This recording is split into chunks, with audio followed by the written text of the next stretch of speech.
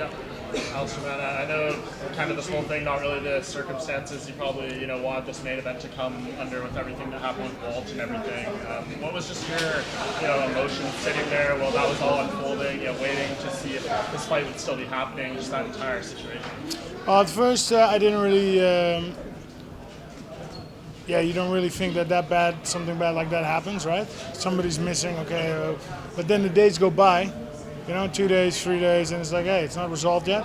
I was actually following it very much, there was bits and pieces of information coming out, and it was just very sad how it came to a conclusion, right? It just escalated from bad to worse, and my heart goes out to Walt and his family. I met him here 2 months ago. We did our little mini PR tour, tickets went on sale. Super cool guy, instantly a friend. You don't wish that to anybody. So, my heart goes out to him. He's a cool guy. I know you sent him a message on social media after the fact. Did he ever reach back out to you? I'm sure there's a lot going on, but... He's got a lot going on, and I'm not a priority, right? He has other stuff happening. So, we will run into each other again, and we will, maybe we'll fight, maybe not. That's like a whole different thing. But as a human, it's just terrible what happened to him. I know your girls aren't quite that age, but you are a father of some young girls. How does that just resonate with you in that side of it? Well, so here I have 3 daughters, and it's just terrible news. Terrible news. Very random also, right?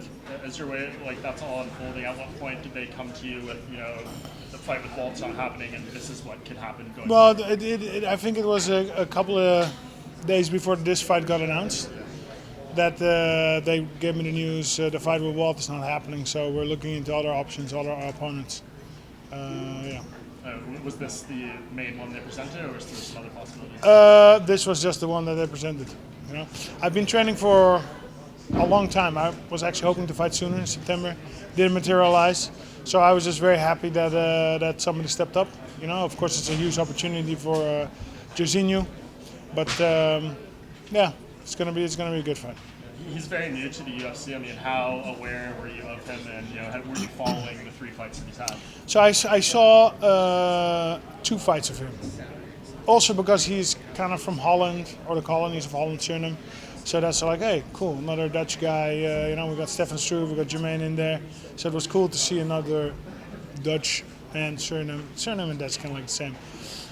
So it was kind of cool to see another one, another fighter excel and do good. He had good wins. His win over Alaska was very impressive, very fast. So that was cool. Yeah, you mentioned right there, you, Stefan on this card, Jermaine next week. Is Dutch MMA in as good of a place as it's ever been right now? Well, we're fighting, right? We're doing it. There was a time that there were more fighters, but we're gonna wait and see what happens with the development on that. I remember, 15 years ago, there were a lot more Dutch fighters, so that kind of dipped away. But hopefully now there will be more. You ever heard anything about them coming to Amsterdam? Is there an update on that on your end? No, I have not heard anything, but maybe 2020. How does the game plan go? Obviously, you've got a different fighter with only a couple of weeks to go.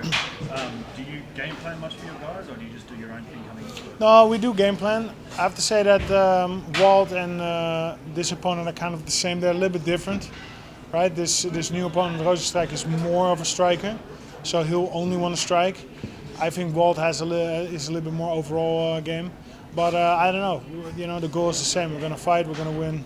We're going to fatigue. We're going to take them to deep waters. We're going to take him out. Finish. I was going to ask that, fighting a guy who has such limited, what we've seen of him is so limited, his 9 fights. How do you go in there with a strategy okay, I want to find out if he's good here and some of the things we haven't seen? No, I can already know what I'm going to do. I already know what I'm going to do. Of course, you take into account, somebody's experience. We should not underestimate. We're not underestimating. He's dangerous, but I think we're good. Train really hard for this, really well too. You're both known for first round finishes. You have a lot, 33 in your career. He has a much smaller. He has 3 so far. 7 finishes out of his 9 fights. So do you see a quick finish in this one from you? I don't like to do predictions, but it's not going to be more than 2 and 3 rounds. That I can kind of tell you. 2 and 3 rounds max. And how do you see it? Kick, punch, submission. I don't know yet. But We're just going to take him into deep waters. You know, he's going to feel the difference. He's going to feel, you know, the experience.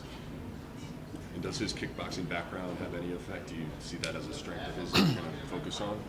Well, you always have to respect it, right? And he's finishing guys. He's got a lot of kickboxing fights. I have some kickboxing fights too, but he has more than me. But I don't know. It's a good matchup, right? He's got almost as much fights as me. I have like 90 fights. Actually, this is my 91st altogether. And he has, I think, 85 altogether. So it's a good matchup when you look at that like that.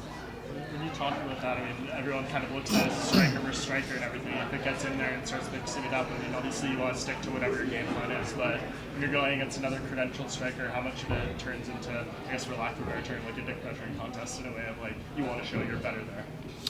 Well, you know, it's MMA. You have all the options. If we finish him with striking, is fine. If we finish him with submission, is fine. If we finish him in the stand-up, you know, I'm just going to be looking for the finish. You're one of 6 guys left fighting who was in Pride. You mentioned 91 fights. Like, are you thinking about any? I know you're in the middle of a winning streak, and title shot talk will come if you win here. But do you think about your longevity and where it stands at this point? Yeah, you have to be realistic, I think. But I feel great. I enjoy going to the gym. I love what I do. The traveling, the new team has been great. Denver's been awesome. Great development there, great chemistry. So to me, 2 years, maybe a little bit more, maybe a little bit less. Maybe probably a little bit more.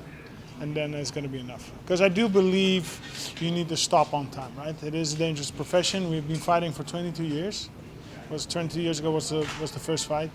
So with that also we need to be clever.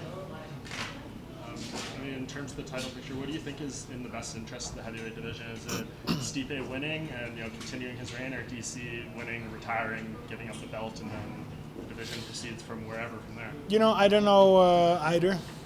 I don't know them personally. I don't have a preference. It is going to be how it is going to be. And I'm also on my own trajectory, right? I need to just win my fights. So win Saturday.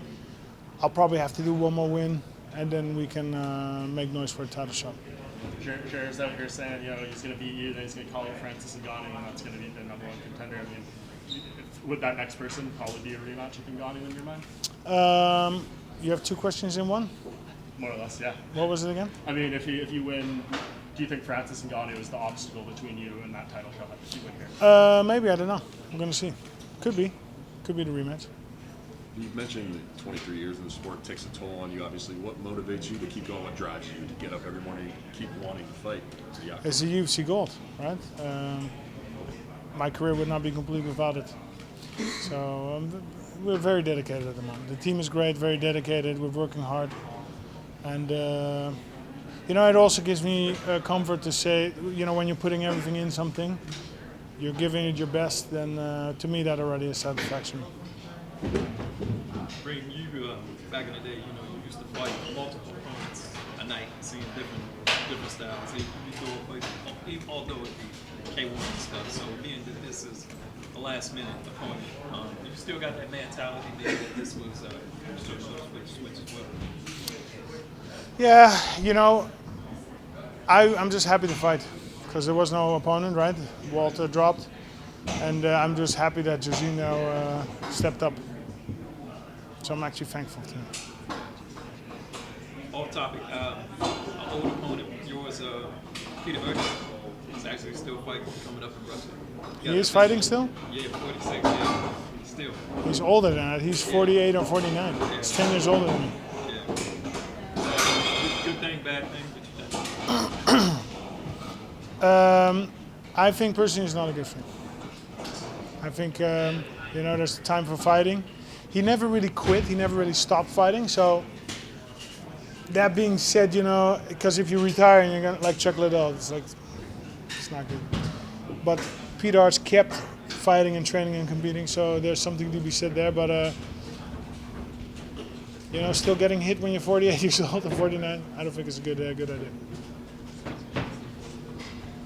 All right, thank you guys. Appreciate it. Thank you.